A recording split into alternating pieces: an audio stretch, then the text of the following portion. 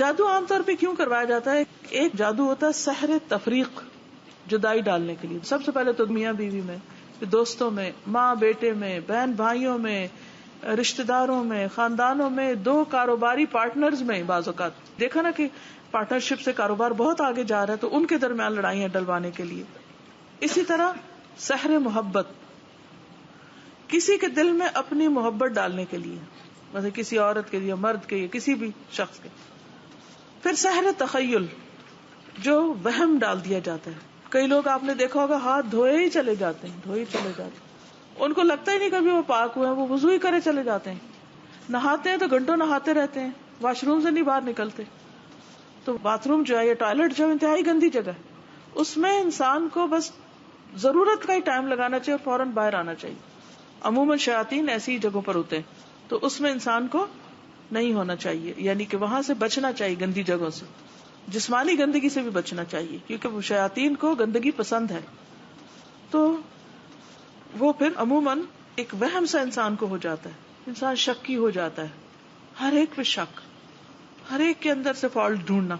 پھر سحر جنون ہوتا ہے، انسان پاگلوں جیسی حرکتیں کرنے لگتا ہے، دماغ مفلوج ہو کے رہ جاتا ہے، کوئی عقل کی بات نہیں کرتا انسان.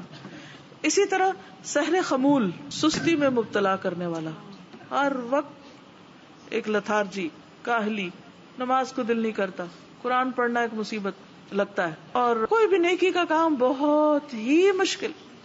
بعض اوقات لوگ کہتے ہیں نا کہ ہم سے تو لفظ نہیں منہ سے نکلتا، پڑھا ہی نہیں جاتا، کیا کریں. کبھی کہا نا ان کو بھئی اگر ایسی کیفیت ہے تو اللہ کی پناہ میں آؤ.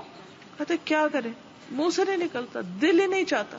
پھر سحر حواتف، چیخو پکار میں مبتلا کرنے والا، کہ جس پہ وہ ہوتا ہے وہ چیختا ہے، چلاتا ہے، چھوٹی چھوٹی بات پہ حد سے زیادہ غصے میں آ جاتا ہے، توڑ پھوڑ اور ایک مجنون کسی کیفیت ہو جاتی. بعض اوقات سحر امراض، جیسے مرگی کی کیفیت یا مختلف اور بیماریاں کی شکل میں. پھر سحر استحاضہ کی بیماری، جیسے حدیث میں بھی آتا ہے نا کہ یہ تو شیطان کی ایک ٹھوکا ہے، تاکہ انسان کبھی یہ سوچے میں پاک ہی نہیں ہوں تو میری کیا نماز میں خشوع خضوع ہی نہیں. تو نماز میں خشوع خضوع تو انسان کی کامیابی کی علامت ہے، اور اگر اس میں خلل آتا ہے تو یہ شیطان کا وار ہوتا ہے. تو دشمنی یا حسد ہوتا ہے بعض اوقات کہ کسی کے ساتھ بنتی نہیں، اور بعض اوقات رشتوں میں خلل ڈالنے کے لیے. اب یہ ہوتا ہے کہ جب ایسے کوئی اثرات انسان پر ہوتے ہیں تو اس کی جو ایک نارمل عادت ہوتی ہے کہ بہت ہمبل ہے، بااخلاق ہے اور محبت کرنے والا ہے، مثلا شوہر ہے یا باپ ہے، تو وہ الٹی الٹی حرکتیں کرنے لگتا ہے، بچوں پہ غصہ کرنے لگتا ہے، اریٹیٹڈ، چڑچڑاپن، اور عبادات سے دلچسپی نہیں. بعضوں کا جسم کے کسی خاص حصے میں درد شروع ہو جاتا ہے بلا وجہ، سارے ٹیسٹ کرائے جاتے ہیں، میڈیکلی کوئی ریزن نظر نہیں آتی، سمجھ ہی نہیں آتی. بعضوں کا ڈراؤنے خواب آنے لگتے ہیں اور انسان کو ایسی بھیانک چیزیں نظر آتی ہیں کہ وہ سو نہیں پاتا. بعض اوقات خون کے چھینٹے نظر آتے ہیں. کبھی طے شدہ کپڑوں کو کاٹا جاتا ہے، اس میں کٹ کے نشان ہوتے ہیں، جیسے مثلا قمیض طے کر کے رکھی تو جو ہارٹ کی جگہ ہے اس کے اوپر جیسے کسی نے یوں لگتا ہے جیسے کسی نے چھری مار کے یا کوئی کینچی کی نوک مار کے اس جگہ کو کاٹا ہے. بعض اوقات خاوند یا بیوی ایک دوسرے کو بہت بدنما نظر آتے ہیں، یعنی کہ نفرت آتی ہے، ان کی شکل اچھی نہیں لگتی، حالانکہ وہی شخص دوسروں کو اچھا لگ رہا ہوتا ہے، مگر بیوی یا شوہر کو وہ آپس میں ایک دوسرے کو ان کو بالکل ان کا دل اٹھ جاتا ہے. حتیٰ کہ جو ان کا جسمانی تعلق ہوتا ہے اس میں سخت مشکل پیش آتی. بعض اوقات اولاد کی بندش کے لیے کیا جاتا ہے، بعض اوقات جسمانی تعلق کی بندش کے لیے. تو یہ ساری چیزیں علامات ہوتی ہیں جو نظر آنے لگتی ہیں. لیکن بعض اوقات بیماریاں بھی ہوتی ہیں، ویسے اثرات نہیں بھی ہو سکتے، لیکن اگر پہلے انسان نارمل ہو اور یک یہ تبدیلیاں آ جائیں تو پھر انسان ایسی چیزوں کا علاج کرے.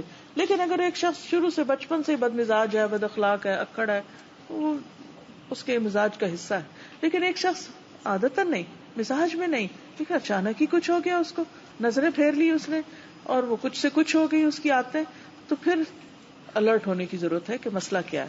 تو بعض اوقات بچوں کے اندر تنہائی کی عادت ہو جاتی ہے، نہ ماں باپ سے ملتے ہیں، نہ بات کرتے ہیں، گم سم، نہ رشتہ داروں سے ملتے ہیں، نہ باہر جاتے ہیں، سب کچھ چھوڑ کے بیٹھ جاتے ہیں، پڑھائی لکھائی بھی چھوڑ کے بیٹھ جاتے ہیں.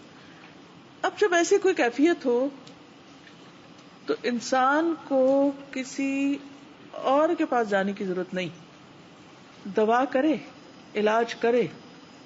حدیث میں آتا ہے نا لکل داء دوا، ہر بیماری کا علاج موجود ہے. یہ بالکل سچی بات ہے.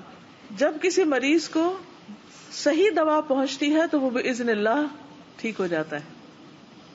اور اللہ کا حکم ہوتا ہے کب تک کس نے بیمار رہنا. ایوب علیہ السلام کی آزمائش کو آپ دیکھیں، کئی سال تک وہ بیمار رہے، پھر ٹھیک ہو گئے اور پہلے سے بھی زیادہ ان کو نعمتیں ملی. تو مایوس کبھی نہیں ہونا چاہیے. اللہ کا حکم ہوگا تو ایک کن کہنے کی دیر ہے، انسان شفا یاب ہو جائے گا اور دوائیں بھی اثر کریں گی. اس میں جو انسان کا بہت بڑا امتحان ہوتا ہے وہ اس کے عقیدے کا امتحان ہوتا ہے. اب اللہ پر کتنا توکل ہے، اللہ سے انسان کتنا جڑتا ہے، اللہ سے کیا مانگتا ہے اور غیروں کی طرف کتنا جاتا ہے. یہ شدید قسم کی وہ زلزلوا زلزالا شدیدہ ہو جاتا ہے بعض اوقات، کیونکہ انسان خود نہ بھی جانا چاہے کسی غلط راستے پر تو دوسرے آ کے کہتے ہیں کہ دیکھو تم مر جاؤ گے، تم چلو فلاں کے پاس، وہ فلاں گیا تھا، اور عجیب و غریب قصے کہانیاں سناتے ہیں. اس کے پاس علاج کرایا تو وہ ٹھیک ہو گیا، اور اس کے پاس گیا تو وہاں سے شفا ہو گئی. ٹھیک ہے، بعض اوقات انسان کو خود نہیں پتا ہوتا تو کسی سے مشورہ کیا جا سکتا ہے، لیکن یاد رکھیے کہ اگر کوئی ایسا عامل ہے کہ جو گرہ لگا رہا ہو، پھونکے مار رہا ہو، یا بعض لوگ تالے کو لاک کر دیتے ہیں پڑھ کے، بعض اور خرافات کرتے ہیں، تو اس قسم کی چیزیں جو ہیں اس سے بچنے کی ضرورت.